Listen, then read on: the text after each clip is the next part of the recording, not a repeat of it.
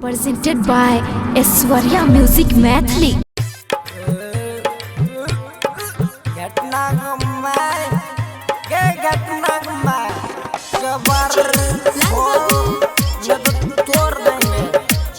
जल्दी खोलो हे भगवान फिर आई कोरिया पिक चले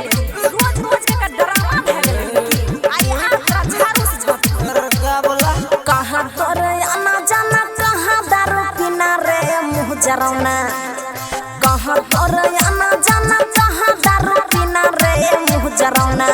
हे रे के कर घरे खइले रात खाना रे मुंह जरौना हे रे कहां तोहर उठाओ फिल्म गाना रे मुंह जरौना रे पता न रे कोरिया झाड़ू से पासी टलाया न जाना वही दारू पीना गे मुँह जरौनी पासी टलाया न जाना वही दारू पीना गे मुँह जरौनी तोर सतीन संगे खालियो राती में खाना गे मुँह जरौनी तोर सतीन संगे खालियो राती में खाना गे मुँह जरौनी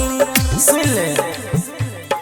कहां तोहर उठाओ फिल्म गाना रे मुंह जरौना तोर सतीन संगे खालियो राती में खाना गे मुँह जरौनी देखन मुंह कतम कहै छै नै देखै छै हे रे अपने तू पिया छही यार के पिया बैछि रे मुंह जरौना अपने तू पिया छही यार के पिया बैछि रे मुंह जरौना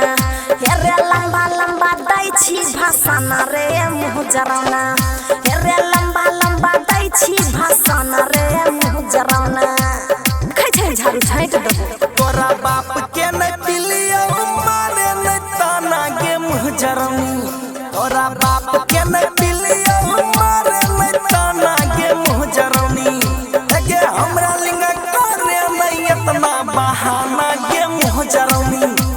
गे हमरा लिंगा करे न इतना बहाना गे मुँह जरौनी सुन ले की समझ नहीं समझबा तू की कर लगी कहां तोहर उठाओ फिल्म गाना रे मुंह जरौना डीजे लाल बाबू खालियो राती में खाना गे मुँह जरौनी अरे खेत बाड़ी बनक धैले बेचले सामान रे मुंह जरौना खेत बाड़ी बनक धैले बेचले सामान रे मुंह जरौना अरे बेची देले जे बरगहना रे मुंह जरौना हे रे मोनू नीतीश चल जइबौ थाना रे मुंह जरौना बुझले बात नहीं नहीं छोरा बाबू के तो जल्दी थाना गे मुँह जरौनी